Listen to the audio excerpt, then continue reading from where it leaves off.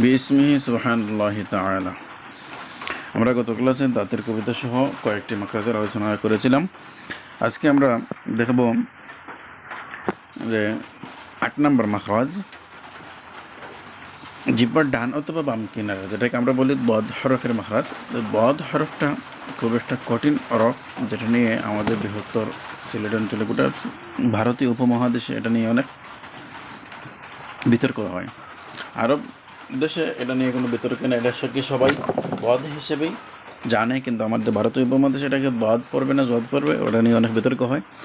কোটা খুব কঠিন, যেটাতে জামাল কোরআনের মধ্যে আশরাফ আলী তানভী রাহিমাহুল্লাহ সেটা বলে দিয়েছেন যে এটা অক্ষর কঠিন, খুব কঠিন। কারো যদি উচ্চারণ করতে সমস্যা হয় তাহলে ভালো কোনো কারি সাহেবের কাছে গিয়ে সে মস্ক করে নেবে। কারণ জিহ্বার ডান অথবা বাম কিনারা আদ্রাসে উলিয়া নামক উপরের চর্বণ দন্ত পাটির মূল, এই মাখরাজ থেকে বদ হরফটা উচ্চারিত হয়। আও আও, বাম দিক থেকে উচ্চারণ করাটা সহজ। তারপরে জিহ্বার আগের অংশে কিনারা, উপরের রুবাইয়াত আনিয়াব দাওয়াহিক নামক দাঁতের মারি এবং উপরের তালুর কিছু অংশ এই মাখরাজ থেকে লাম হরফ উচ্চারিত হয়। এটাকে আমরা সহজভাবে বলি যদি, যে জিহ্বার আগের অংশে কিনারা এবং উপরের দাঁতের মারি, তালুর কিছু অংশ এই মাখরাজ থেকে লাম হরফ উচ্চারিত হয়। আর এই যে লাম হরফ যেটা আছে, সেটার মাখরাজ যেটা আছে, লাম হরফের মাখরাজের সামান্য নিম্নের দিকে সরিয়ে নুন হরফটি উচ্চারিত হয়। আন আর আল মাখরাজ দেখি সামান্য নিম্নের দিকে সরিয়ে নুন উচ্চারিত হবে। জিহ্বার আগের অংশে পিঠ, উপরে সানা আউলিয়া নামক দাঁতের দুই দাঁতের মারি, এই মাখরাজ থেকে মারি মানে হচ্ছে মূল, এই মাখরাজ থেকে কী হয়, রা উচ্চারিত হয়। জিহ্বার অগ্রভাগ সানা আউলিয়া নামক দাঁতের অগ্রভাগ, এই মাখরাজ থেকে জিহ্বার অগ্রভাগ সানা আউলিয়া নামক দাঁতের অগ্রভাগ, এই মাখরাজ থেকে সাদাল জ উচ্চারিত হয়। জিহ্বার অগ্রভাগ সানা আউলিয়া নামক দাঁতের মারি থালুর কিছু অংশ, এই মাখরাজ থেকে তাদাল ত উচ্চারিত হয়। আর হচ্ছে জিহ্বার অগ্রভাগ এবং সানা আউলিয়া সানা সুফলার দরমিয়ান, এই মাখরাজ থেকে জাসিন সদ উচ্চারিত হয়। জিহ্বার অগ্রভাগ সানা আউলিয়া এবং সানায়ে সুফলার দরমিয়ান মানে মাঝামাঝি বোঝায়, এই মাখরাজ থেকে কী হয়, জাসিন সদ উচ্চারিত হয়। তারপরে হচ্ছে নিচের টুটির ভিতরের অংশ এবং সানিয়া অলিয়া নামক দুই দাঁতের অগ্রভাগ। সানিয়া অলিয়া উপরে যে দুইটা বড় বড় দাঁত, এই দাঁতের অগ্রভাগ মানে আগা, আর নিচের টুটির ভিতরের অংশ, সেখান থেকে ফা উচ্চারিত হয়। আর দুই টুট মিলাইয়া বা ও মিম উচ্চারিত হয়। উভয় টুট ফাঁক করিয়া ওয়াও উচ্চারিত হয়। যে ওয়াওটি হচ্ছে মদের নয়, মদের হলে হচ্ছে জৌফ মুখের ভিতরে খালি জায়গা, আর মদের না হলে হবে উভয় টুট ফাঁক করিয়া। এই বিষয়টা আমাদেরকে খেয়াল রাখতে হবে। তারপরে হচ্ছে গিয়ে সে খাইসম নাকের পাশে, এই এখান থেকে কোনো হরফ উচ্চারিত হয় না, শুধুমাত্র গুন্না যেগুলো আছে সেগুলা ব্যবহার করতে হয়। অনেকে আবার দেখা যাচ্ছে যে হরফকে খাইসম হইতে বাহির করার সময় এক ধরনের কারি ইয়ানা মনে করিয়া থাকেন। যদি তাই হয় তবে তাজবিদে কিতাব সময় 17টি মাখরাজ বর্ণনা করা কি প্রয়োজন ছিল।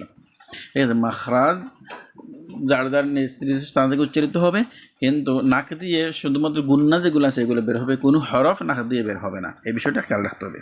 আমরা সবাই অনেকে কী করি যে নাক দিয়ে, আমরা অনেকেই কী করি নাক দিয়ে সব হরফ বের করার চেষ্টা করি, না সেটা হবে না, সেটা হচ্ছে ভুল চেষ্টা। আচ্ছা, এখন আমরা পড়ব কোরআন শরীফ শুরু করার কিছু নিয়ম। কোরআন শরীফ শুরু করতে হলে আমরা যে প্রথমে আউযু বিল্লাহি মিনাশ শাইতানির রাজিম বিসমিল্লাহির রহমানির রহিম এটা পড়ি, এটা পড়ে যে শুরু করি, এই শুরু করার নিয়ম সম্পর্কে আলোচনা করব। এই কোরআন শরীফ শুরু করার নিয়ম হচ্ছে গিয়ে সেটি চার প্রকারে কোরআন শরীফ শুরু করা যায়।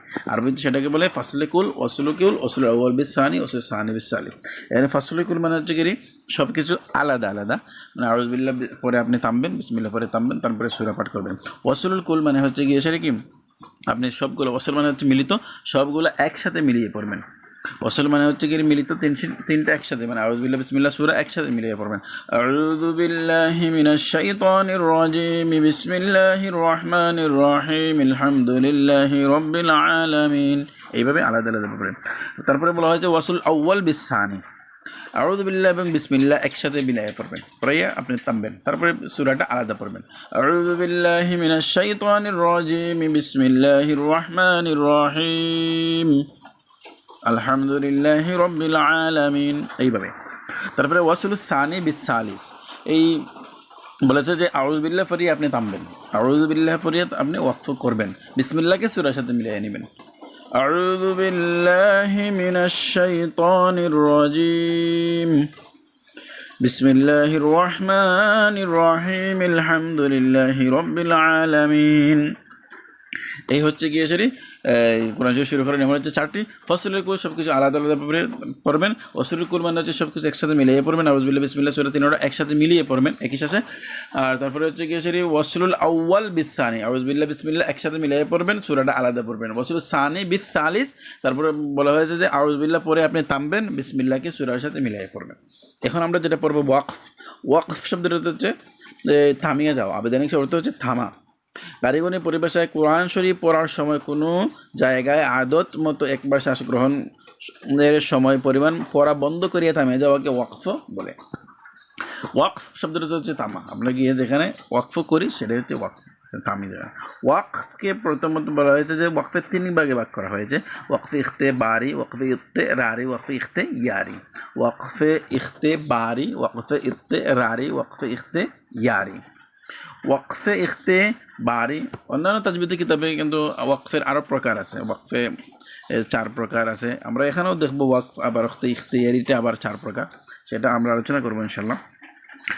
ওয়াকফে ইখতেবারি যেটা, শাগরিদকে ওয়াকফের নিয়ম পদ্ধতি শিক্ষা দেওয়ার জন্য উস্তাদ এই ওয়াকফ করিয়া থাকেন। উস্তাদ ছাত্রকে ওয়াকফের নিয়ম শিক্ষা করার জন্য ওয়াকফ শিক্ষা দিয়ে থাকেন, সেটা হচ্ছে কি ওয়াকফ।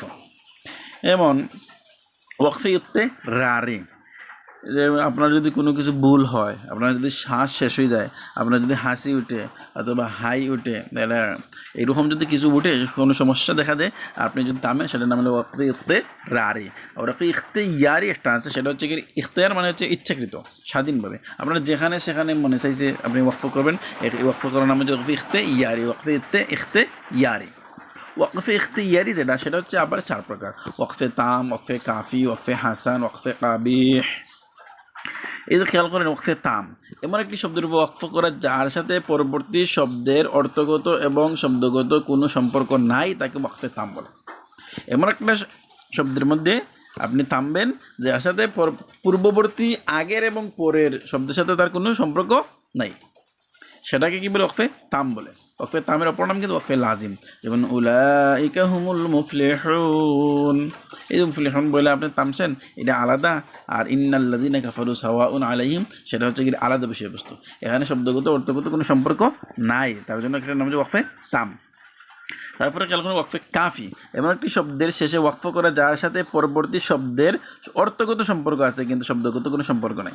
অর্থগত সম্পর্ক আছে, শব্দগত সম্পর্ক নাই, তার নাম হচ্ছে ওয়াকফে কাফি।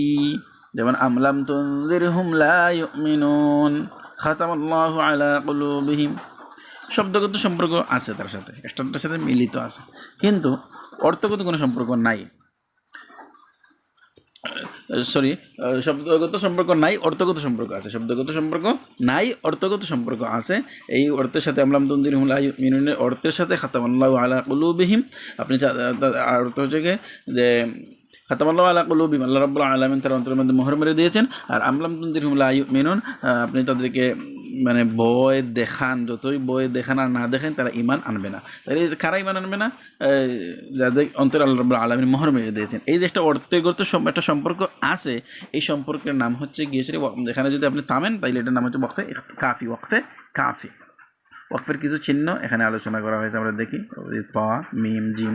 তারপরে হচ্ছে ওয়াকফে হাসান, এমন একটি শব্দের উপর ওয়াকফ করা যার সাথে পরবর্তী শব্দের শব্দগত সম্পর্ক আছে কিন্তু অর্থগত সম্পর্ক নাই। অর্থগত থাকলে কাফি, শব্দগত থাকলে গিয়ে হাসান। আর শব্দগত অর্থগত দুটাই যদি সম্পর্ক থাকে, ওইটার নাম হচ্ছে ওয়াকফে কাবিহ। যেমন ফাওয়াইলুল লিল মুসাল্লিন বলে থামা, ওই সমস্ত মুসল্লি ধ্বংস। মুসল্লি হল ধ্বংস, তাহলে নামাজ কি মুসল্লিরা ধ্বংস হওয়ার জন্য নামাজ পড়ে? না, ওই সমস্ত মুসল্লির ধ্বংস যারা আল্লাযীনা হুম আন সালাতিহিম সাহুন, যারা নিজেদের নামাজের ব্যাপারে উদাসীন থাকে, গাফিল থাকে, এটার নাম হলো ওয়াকফে কাবিহ। ওয়াকফে কাবিহ, এই বিষয়টা আমরা খেয়াল করতে হবে।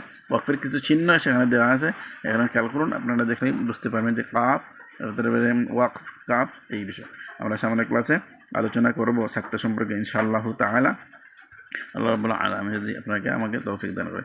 আমরা বলে দিই যে ওয়াকফে দাম হলো গিয়ে যার শব্দগত অর্থগত কোনো সম্পর্ক নাই, আর যার ওয়াকফে কাফি হচ্ছে গিয়ে সে অর্থগত সম্পর্ক আছে, শব্দগত নাই। ওয়াকফে হাসান হচ্ছে গিয়ে শব্দগত আছে, অর্থগত নাই। আর ওয়াকফে কাবিহ যেটা, সেটা হচ্ছে গিয়ে শব্দগত অর্থগত দুটাই সম্পর্ক আছে, তার নাম হচ্ছে গিয়ে ওয়াকফে কাবিহ। ওয়াকফে কাবিহ, এই বিষয়টা আমরা খেয়াল করতে হবে। প্রথমত 3 প্রকার: ওয়াকফে ইখতেবারি, ওয়াকফে ইত্তেরারি, ওয়াকফে ইখতিয়ারি। ইখতিয়ারি আবার 4 প্রকার: ওয়াকফে তাম, ওয়াকফে কাফি, ওয়াকফে কাবিহ, ওয়াকফে হাসান।